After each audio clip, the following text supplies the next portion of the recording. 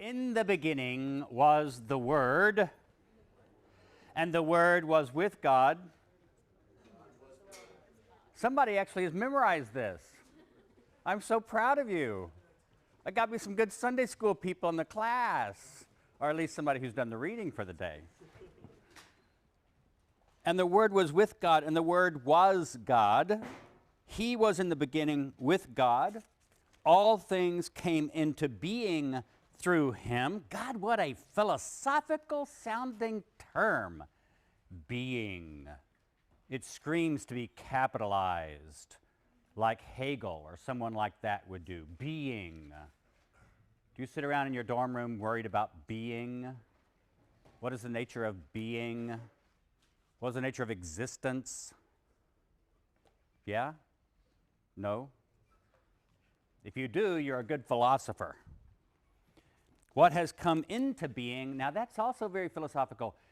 In traditional classical philosophy, from Plato on, being is one kind of thing, and coming into being is something else. Things that are truly, truly, truly being don't come into being, because that means at one time they were not. Man, this sounds so philosophical. And the life was the light of all people. The light shines in the darkness did not overcome it. You skip down a bit. Verse 14, the Word became flesh and lived among us, and we have seen his glory, the glory as of a Father's only Son, full of grace and truth. That sounds not only philosophical, but downright theological. No one has ever seen God. Good theological point, right? It is God the only Son. God the only Son. Have we heard anything like that kind of language so far in this course? God the only Son. No, we haven't. That sounds like a Christian creed. It doesn't sound like Matthew, Mark, and Luke. It doesn't sound like Acts. It doesn't even sound like Thomas. We're in a different world with this gospel. This is not like anything we've seen so far. So from the very beginning of the Gospel of John, you should know you're in a different world from the synoptic Gospels, Matthew, Mark, and Luke. The style, for example, over and over again, the style is repetitious. There are phrases and words that come up over and over again. Darkness and light, light and darkness. I already did some of that with the word. In the beginning was the Word was with God, the Word was God. He was in the beginning with God. All things came into being through him. Without him, not one thing came into being. What has come into being, it's repeated 3 times. Little clue, don't write your exegesis papers like this. This is not good American English writing style. You're supposed to vary your terminology, right? A little bit, and alter your terms. That's good English writing style. This, of course, is actually fairly good ancient Greek writing style. It's just that different writing styles are different. But it's also a writing style that we haven't seen so far. So there's this repetition of words. There are memorable sayings in the Gospel of John that you don't have in other places. There's a whole lot less action in the Gospel of John and a whole lot more talk. Just flip open the Gospel of John almost any place, and it'll start off with a scene, often a conflict scene, with Jesus in kind of a conversation with other people, but pretty quickly it'll go into a dialogue in which Jesus is saying something, the other person says something, go back and forth a bit, and then it goes even from a dialogue into Jesus just being chatty Cathy and just talking for paragraphs. We don't have any of this kind of stuff in the synoptics of Jesus just going off on tangents for paragraphs at a time and talking for a whole chapter sometimes. And that's what you get in the Gospel of John. There are some scenes in the Gospel of John where the characters look actually more lifelike than they do in the Synoptic Gospels. Have you noticed in the Synoptic Gospels, the characters sometimes are just a tax collector, a sinner, a Pharisee, a Syrophoenician woman, a centurion who had a slave. Most of the time they don't have a name. Most of the time they say 1 or 2 things to Jesus. One of the longest conversations with Jesus that we have with another character is precisely the Syrophoenician woman you've read about, where you remember she comes and says she wants her daughter to be healed, and she's not a Jew, and so Jesus says, it's not right to take bread from the children's mouths and throw it to the dogs, calling her a dog. And undeterred, she says, yes, but the dogs get to eat the crumbs from under the master's table. That's one of the longest dialogues that Jesus has with another person, not his disciple, in the Synoptic Gospels. Very different when we get to the Gospel of John. We have this scene, we'll go to it in a minute, where Jesus has a whole chapter talking to Nicodemus. We're told who Nicodemus is, we're told a little bit about him, and then Jesus has a conversation with him. We have a whole scene in which Jesus is talking to this woman at the well, a Samaritan woman. We know more about this woman than we know about just about anybody else in the Synoptic Gospels. We know that she's had 7 husbands. How many people do we know that about? We know that, she's a Samaritan. We know where she lives. We know that she goes out to draw water. So there are a lot of places in the Gospel of John where characters actually look much more lifelike and filled out than they have been in the Gospels that we've read so far. This lecture is going to focus on the Gospel of John, but as you've already figured out, one of the main themes of the course is how were the different forms of early Christianity different from one another? It wasn't just one movement. It's not like some new religion just sprang out of the earth or fell from heaven. So one of the themes of the course has been to look at the different kinds. And the Gospel of John and then the letters of John, 1st, 2nd, and 3rd John, which we'll talk about next time, are a wonderful example of this. And in fact, if you look at the syllabus, today's lecture constitutes a certain shift in the syllabus. Because although I am talking about a gospel, and I have been talking about gospels, I put a little subheading under this week that's sort of like the spread of Christianity and how different Christian groups look different. We talked about that with the book of Acts last time. But this time what we're going to do is we're going to use Johannine Christianity, just one of those fancy scholarly words. Just refers to different kinds of John Christianity. So we've got the Gospel of John and we have the 3 letters of John. And they are similar enough, although it's quite debatable whether they're all written by the same person. We'll talk about that when we get to the letters of John.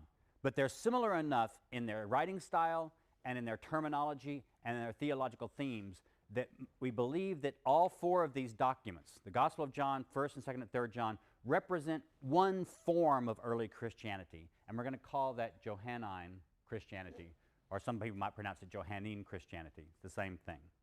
So this lecture is going to focus on that. So let's first look at the narrative differences in the Gospel of John. I hope you noticed this when you were reading through it. First, there's this prologue that I started reading at the very beginning of the lecture. It has several major themes that will occur throughout the Gospel, and it's just packed into this prologue. There's first, Jesus' pre-existence. In no other Gospel do we get the idea that Jesus existed before his birth. That's counterintuitive to a lot of us, because whether you're a Christian or not a Christian, you're used to thinking about Jesus as an eternal divine being who becomes incarnate as a human being, but always existed. That's not in the other Gospels, if you noticed, but it's definitely here in the Gospel of John. So we get the pre-existence of Jesus and his divinity right there in the prologue. You get this theme of life. You get this theme of light and darkness. Jesus comes from light, he comes into darkness, the darkness doesn't receive him, he brings light to his followers. There's the coming into the world. The world is not simply the physical world that you and I know, it's the cosmos, the Greek word, where we get the word cosmology, all the universe. So Jesus comes into the cosmos.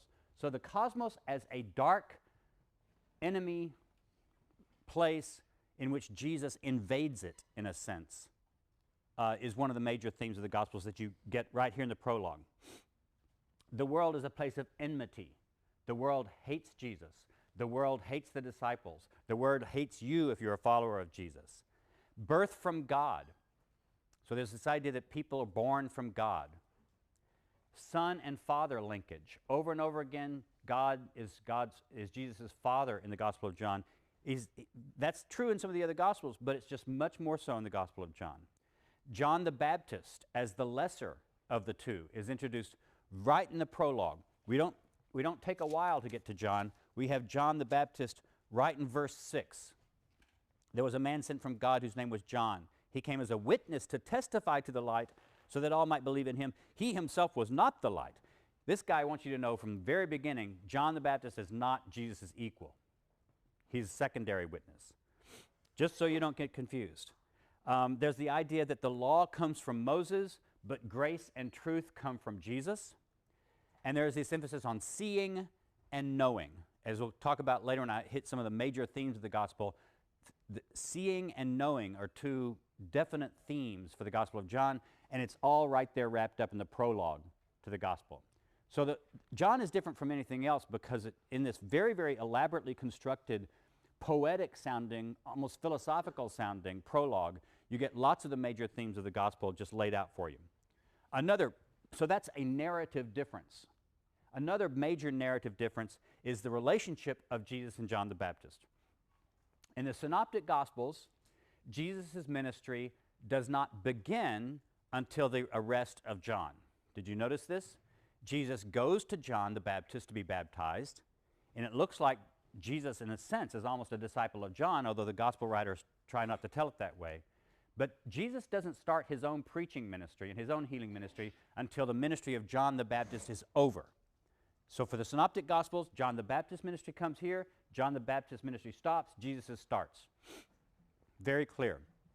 In the Gospel of John, that's not the way it is. Their two ministries overlap each other. So for example, sometimes John the Baptist is baptizing, and the Gospel of John tells us that Jesus and his disciples are baptizing in another part of the Jordan. What? We don't hear anything like that in the other Gospels. Jesus and his disciples over here in another part of the Jordan baptizing their disciples while John is baptizing his disciples. And then sometimes John's disciples leave John and go over and join Jesus. And then there's some discussions between them. Sometimes John the Baptist disciples come and ask Jesus' disciples, well, what does your master do about this or this or that? So there's an overlap of the two ministries that you get in the Gospel of John, and you don't get it all in the other Gospels. Another big difference, Judea and Galilee. If all you had were the first three Gospels, the ideas you would have was that Jesus' entire ministry took place basically in Galilee until the last part of his life.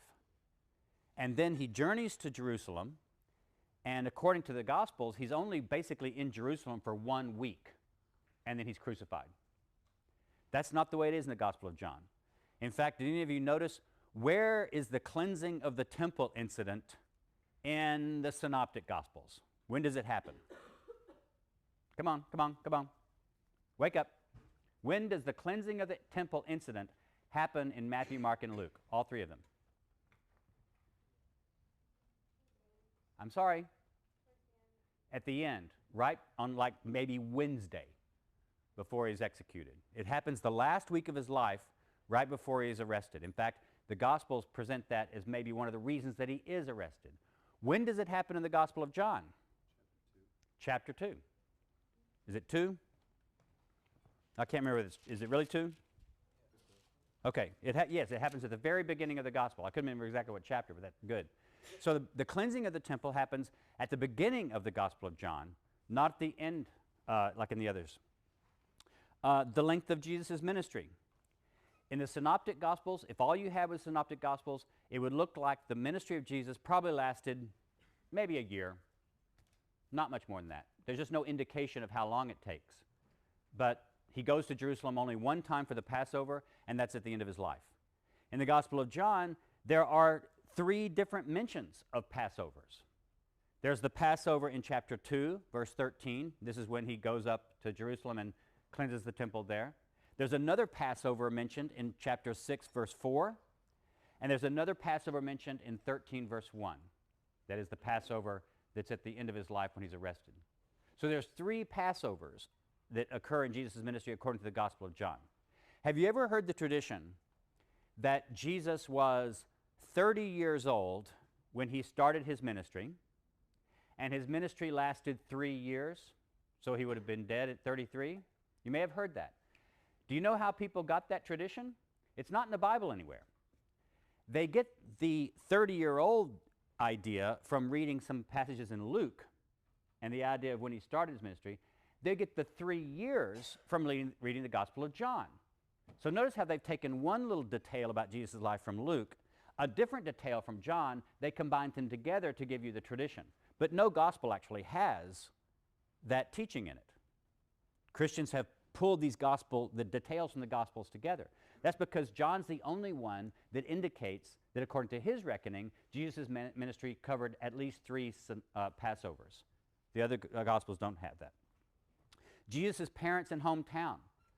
According to Matthew, Jesus' family is simply from Bethlehem. That's where they start off. That's where they end up.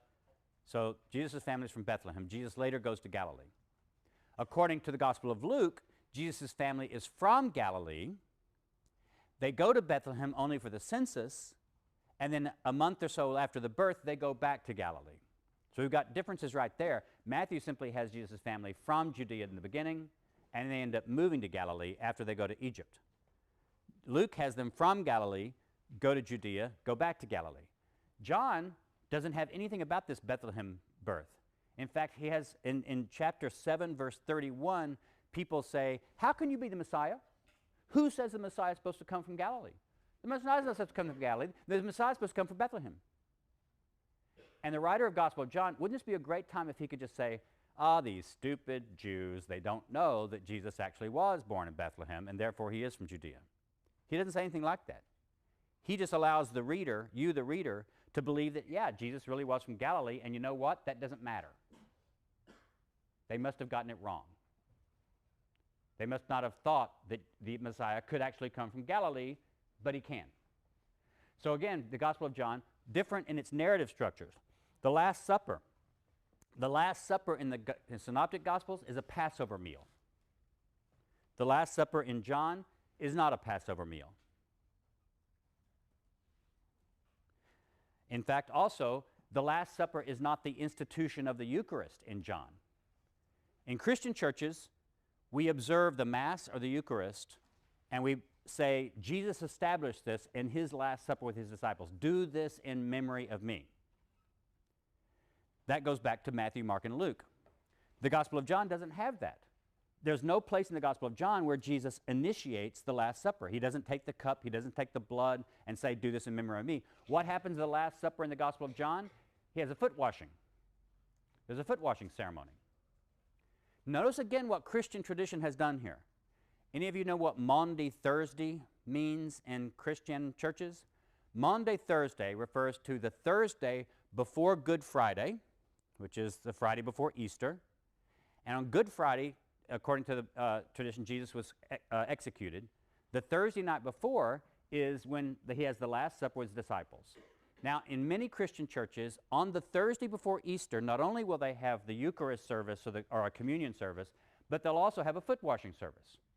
At the church where I go, the different priests will actually get down on their hands and knees and put towels around themselves and wash the feet of anybody in the church who comes forward on Thursday night before Easter.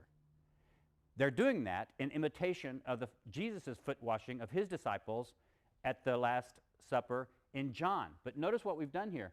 Again, Christians have combined the Last Supper and the Eucharist establishment from the Synoptic Gospels with the foot washing service from the Gospel of John. And they put them together. But they weren't together in our Bible. They were in 2 separate documents. The arrest is also very different in the Synoptic Gospels. In the Synoptic Gospels, they come to arrest Jesus, and they just arrest him, and there's a few things. In the Gospel of John, there's this funny scene. It's actually very humorous, where they come up with the swords and the clubs. You know, it's the middle of the night in the garden, and they come up to Jesus, and Jesus says, who are you looking for? And they say, Jesus of Nazareth. And Jesus says, I am he. And they all fall over on the ground. It's like an Indiana Jones thing. The power of him saying this knocks them all over. And they get up and do it again, and they all fall over again. The whole scene of the arrest of Jesus is very different in the Gospel of John. At his trial, in the Synoptic Gospels, Jesus says almost nothing. Some of the Synoptics say he said nothing. Others of the Synoptics say he said something. But he's very, very quiet. In the Gospel of John, he just carries on this whole philosophical discussion with Pilate about what is truth. He just keeps talking and talking. Very different scene. On the crucifixion, there's some differences. Remember, I'm here rehearsing just narrative differences between the first three Gospels and John. These are places where just the story is different in its details. According to the first three Gospels, the crucifixion takes place on the first day of Passover. The Thursday night supper, remember in Jewish calendar reckoning, a day begins at sundown. So on sundown of Thursday night, that's beginning of Friday. And in the Synoptic Gospels, that's the beginning of the Passover.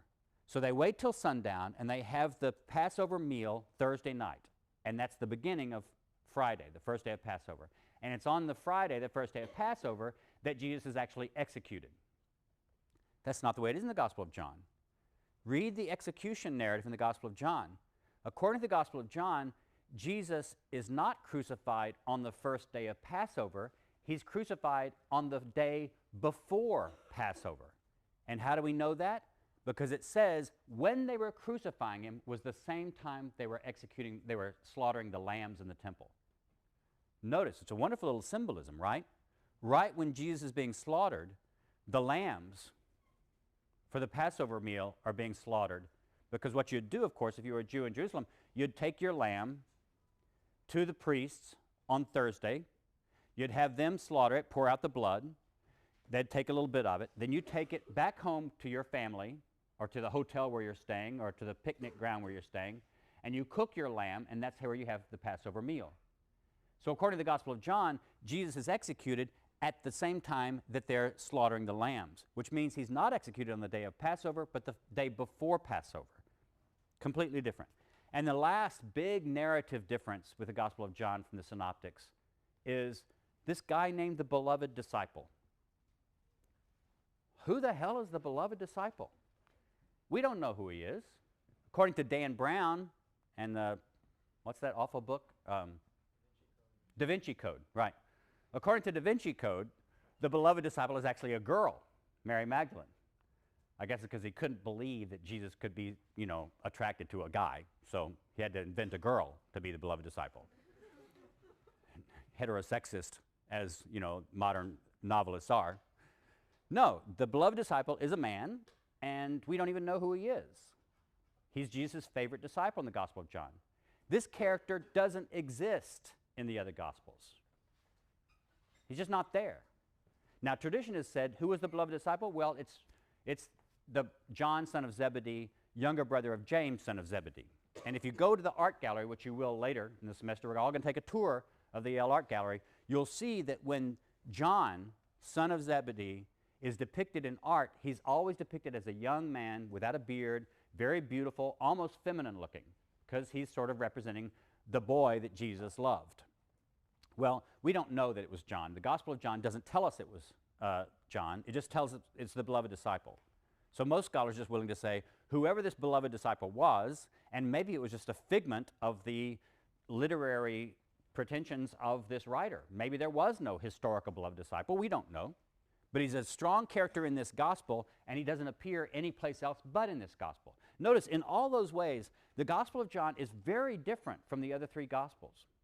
That in itself makes it really interesting to study. It opens up a window for us of an entirely different kind of early Christianity than we would have if we didn't have this gospel. So it's really wonderful. Okay, some major Johannine themes. I'm going to go through this pretty quickly because if you just take a concordance and look up these terms, you can look at all the different places.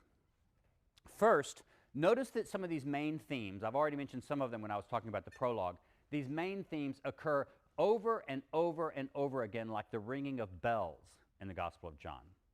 Every once in a while you'll see one in one chapter, and then you might not hear it to the next chapter, a few chapters later, but they'll just keep coming up. So this author hits you over the head several times throughout the Gospel with the same themes coming back at you. One of them is the descending and ascending Redeemer figure. Jesus is the one who came down from above, who's going up. Look at 151. Now we're going to run like bunnies through the text here.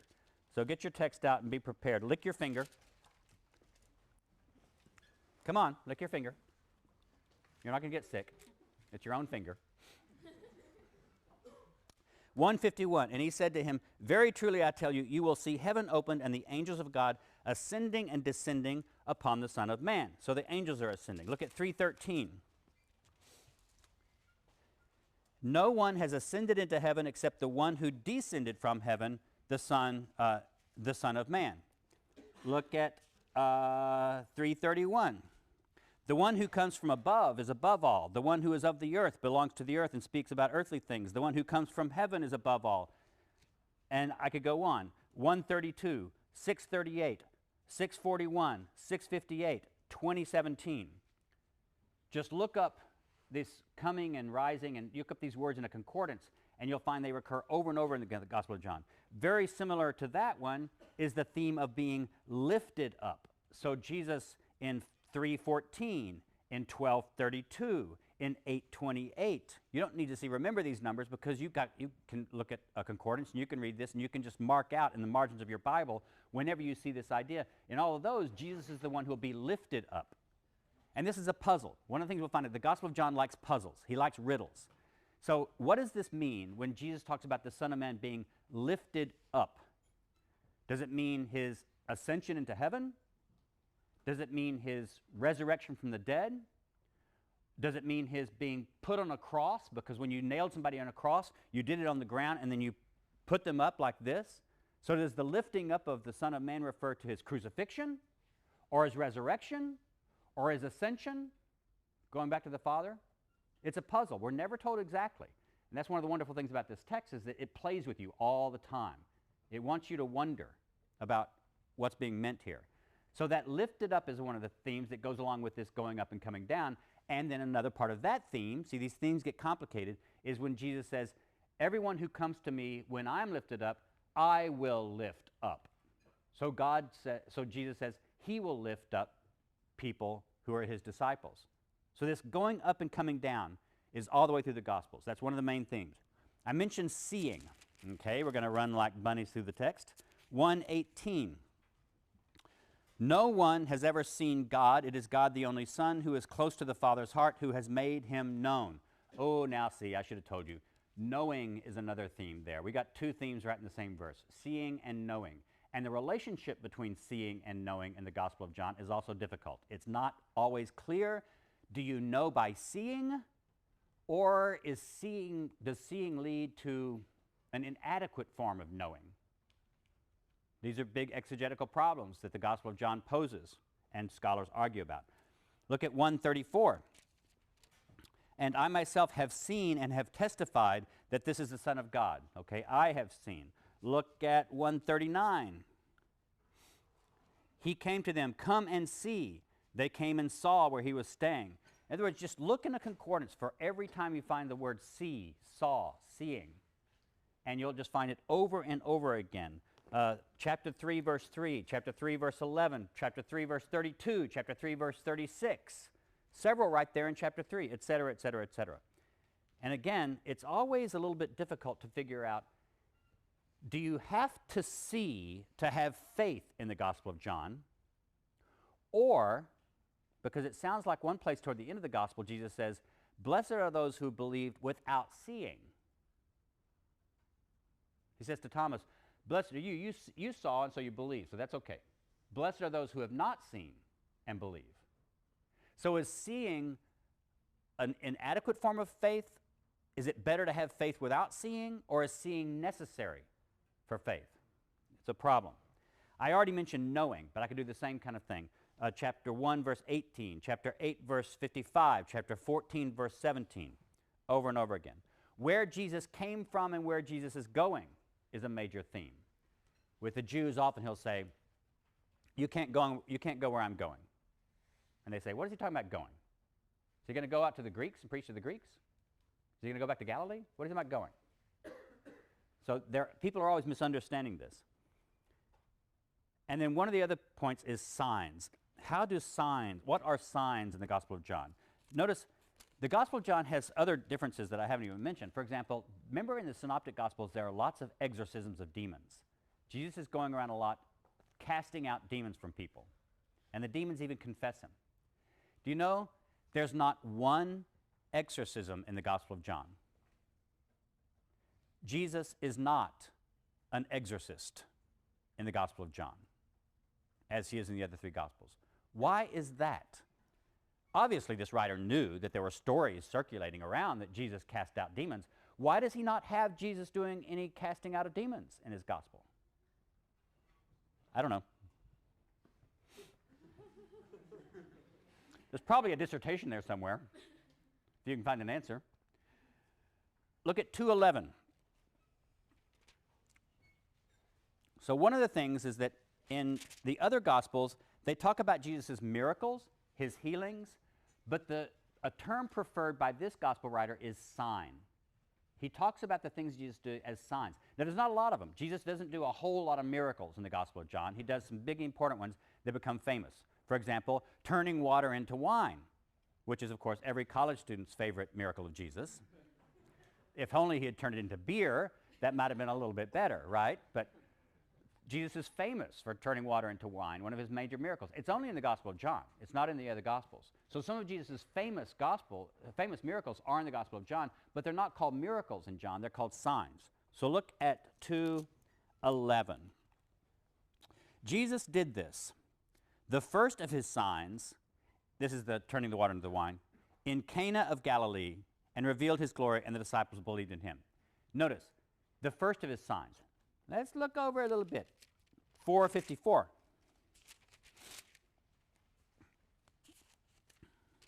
Now this was the second sign that Jesus did after coming from Judea to Galilee. The second sign. This has actually led some scholars to say that one of the sources this writer may have had is a signs book, a collection of signs, that is, miracles that Jesus did. But notice, they're not just a miracle that Jesus does and then casts off. I think that the author uses the term sign because most of the time you can actually do an exegesis of these signs narratives, and they have some kind of symbolic meaning. So the signs in Gospel of John are not just miracles to prove Jesus' power. They seem to have some kind of theological or symbolic meaning embedded into them also. So the signs, again, is one of the major themes of the Gospel of John. But one of the most important things that drives the Gospel of John is sectarianism. What do I mean by sectarianism?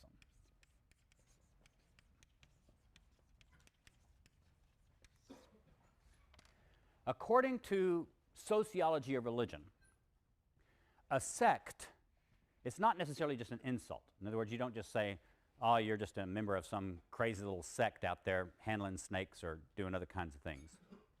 A sect is a sociological term that refers to any group, whether it's religious or not, although we usually tend to use this in religious contexts, that considers itself very well cut off from the rest of society.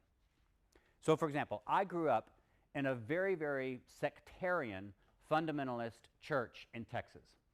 By sectarian, I mean that we basically believed that we in my church were the only ones going to heaven. So in fact, we would call each other brother or sister. And you wouldn't even call a Baptist. I mean, we thought the Southern Baptists were going to hell. You know, that's how much we were the only ones. There was nobody who was right like we were right. So you'd call each other brother. Brother Lamar. All the old men in the church especially would call brother. But you wouldn't call people brother who were outside that group. So we were the only Christians. You had to be in our group. In fact, people would even talk about, you know, something like if you brought somebody to church as a visitor, somebody might come up and you say, well, is she a member of the church? They didn't need to say our church or our denomination. It was just the church, because the church meant our church. So what made this group a sectarian group was we had very firm boundaries. There were debates about whether it was okay to marry outside of that boundary. Could you actually marry a Methodist? Oh, God, no. And God help you, a Roman Catholic. So the stronger the walls, between your group and outsiders, the more sectarian your social group is. John's church seems to be a very sectarian group. And that's one of the things why does he talk so much about dark and light? These are stark divisions, insiders, outsiders, up, below. There are children of light and children of darkness. There are children of God and children of Satan.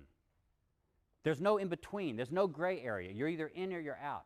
So scholars define this by talking about Johannine sectarianism, the insider-outsider divisions.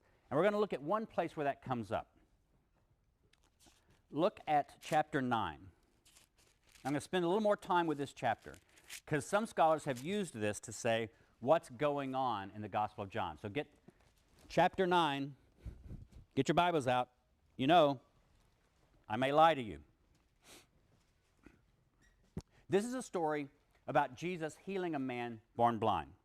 So I'm going to skip around through it. But first he heals him, and then 9 verse 10, they kept saying to him, that is the surrounders, "Then how were your eyes opened?" He answered, "The man called Jesus made mud, spread it on my eyes, and said to me, 'Go to Siloam and wash.' Then I went and washed and received my sight."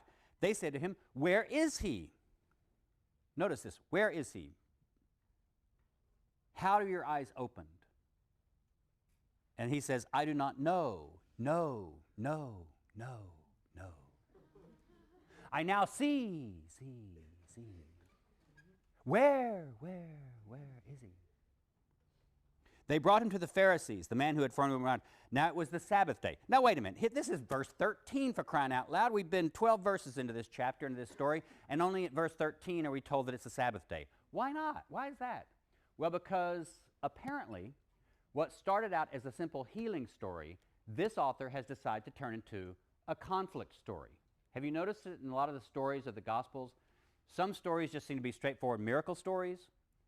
Other stories seem to be nature miracles, like not just healings, but power over nature. And then there are lots of stories that are conflict stories. That is, you're told that someone was healed, but the real important part of the story was not necessarily just that they were healed, but that they were healed on the Sabbath, and that starts a conflict between Jesus and other Jews about what's permitted to do on the Sabbath. By the time you get to verse 13, what started out as simply a healing story, although it may have had symbolic meaning because the man's blind and he comes to see, and those are big important themes for the Gospel of John, now it becomes a conflict story over the Sabbath. So he tells the story again to the Pharisees in verse 17. So they said again to the blind man, this is the Pharisees, "What do you say about him? It was your eyes he opened. He said he is a prophet." Okay, so that's important. The Jews did not believe, this is verse 18, that he had been born blind and they received his sight, until they called the parents of the man who had received his sight and asked him, is this your son who you say was born blind? How then does he see? His parents said, we know that this is our son and that he was born blind. We do not know how it is that he now sees, nor do we know who opened his eyes. Ask him, he is of age, he'll speak for himself. His parents said this is the narrator speaking now. His parents said this because they were afraid of the Jews. Now wait a minute. All the people in this story are Jews. Jesus is a Jew. The blind man's a Jew. His parents are Jews. They're all Jews. Why are we talking about some people being afraid of the Jews? For the Jews had already agreed that anyone who confessed Jesus to be the Messiah would be put out of the synagogue. Now, I hate to tell you folks, but that's just outright anachronistic. There was no movement going on during the life of Jesus where anybody that confessed anybody to be a synagogue would be excommunicated, Jesus to be the Messiah, would be excommunicated from the synagogue. That just didn't happen. There were all kinds of people who thought the Messiah was around. There were debates about this, but you didn't have any synagogue rulers going around saying, well, we're going to make a rule. Anybody who claims that Jesus of Nazareth is the Messiah will be excommunicated. We'll take their union card away from them. They can't come to high holy days. We will return their dues. It just wasn't going on. Now, it may have been going on decades later when this guy wrote the gospel, you see. So now we'll keep reading. What's going on here, of course, is what you believe about Jesus the Messiah has to do with whether you will be allowed to stay in the synagogue. If you take Jesus to be just a prophet, you might be allowed to stay. If you confess he's the Messiah, you'll be kicked out of the synagogue. That's the basic conflict of the story. So we keep reading, and they go into more and more conflict. Look at verse 30. Then the man answered, they're basically saying, look, we know Moses. This guy can't be the Messiah. He must be wrong. The man answered, here is an astonishing thing. This is the man born blind who now sees. You do not know where he comes from. And yet he opened my eyes. See, I see. We know that God does not listen to sinners, but he does listen to one who worships him and obeys his will. Never since the world began has it been heard that anyone opened the eyes of a person born blind. If this man were not from God,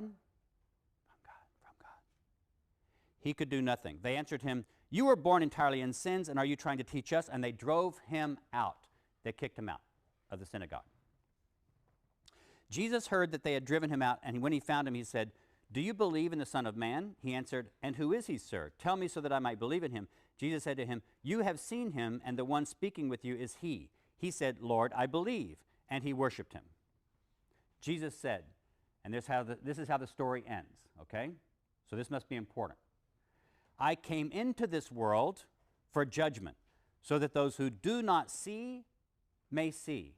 Now is Jesus still talking just about blind people? No. We can see that the whole story was an allegory now. And those who do see may become blind. Some of the Pharisees near him heard this and said to him, surely we're not blind, are we? Jesus said to them, if you were blind, you would not have sin, but now that you say we see, your sin remains.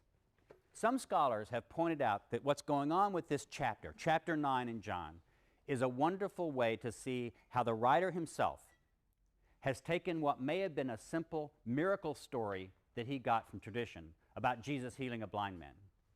And he does a couple of things with it. For one thing, he pulls up to the surface these themes about blindness and seeing and coming from God.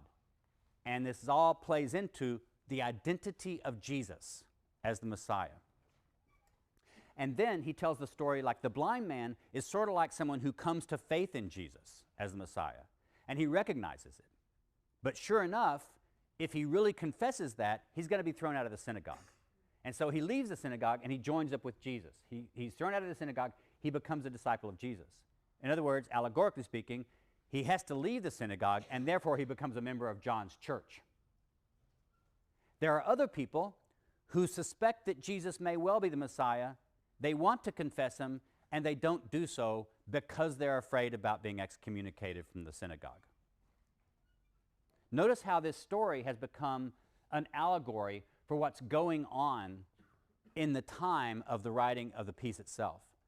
The gospel writer is telling a story about a blind man, but he's also telling a story about the conflict that his church is having with the synagogue in the neighborhood. And the main thing that's going on here also is that Jesus is the one who brings about this division that takes place. What's the main focus of the division? Christology. Remember I talked last time about different Christologies? What Christology is what do you believe about the nature of Jesus Christ? Is he just human? Is he God? Is he some of both? Is he a prophet? Is he only a prophet? Is he a moral teacher? Is he only a moral teacher? Is he the Son of God? Is he equal to God the Father? All these are options. And the first several hundred years of Christianity is all wrapped up in fights over which of the many different options you have for what you believe about Jesus is going to end up being the right one. What's going to end up as orthodoxy? The Gospel of John is a wonderful place to see this very thing starting out. So look at chapter 5, verse 19. Actually, no. We're going to go back and look at... Yeah, that's right. Let's go look at 5:19. I'm going to back up in a minute and go back to some other dialogues. Don't worry, I'll finish on time today, but we will probably take up again some of the Gospel of John next time before we talk about the letters of John. Chapter 5, verse 19. Jesus said to them, very truly I tell you, the Son can do nothing on his own, but only what he sees the Father doing. For whatever the Father does, the Son does likewise. The Father loves the Son and shows him all that he himself is doing, and he will show him greater works than these, so that you will be astonished. Indeed, just as the Father raises the dead and gives them life, so also the Son gives life to whomever he wishes. The Father judges no one, but has given all judgment to the Son, so that all may honor the Son just as they honor the Father. Anyone who does not honor the Son does not honor the Father who sent him. Verily, truly, I tell you, anyone who hears my word and believes him who sent me has eternal life and does not come unto judgment, but has passed from death to life. Look at 5:18, right before that. For this reason, the Jews were seeking all the more to kill him, because he was not only breaking the Sabbath, but was also calling God his own Father. Now that's so far where you've gotten in the narrative, but notice what the author adds right after that, the next very phrase. Thereby making himself equal to God. Is every son always equal to a father? Go like this. No.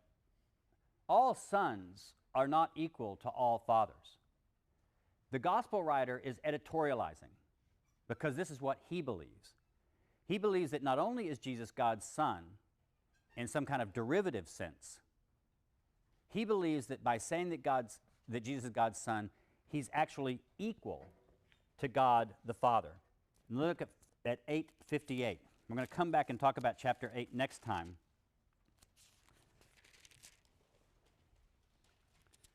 There's this, chapter 8 is one of these classic scenes in the Gospel of John, which start out with Jesus just talking to someone in what seems to be a cordial and relatively peaceful mood. And then as the conversation goes on, things get more and more heated.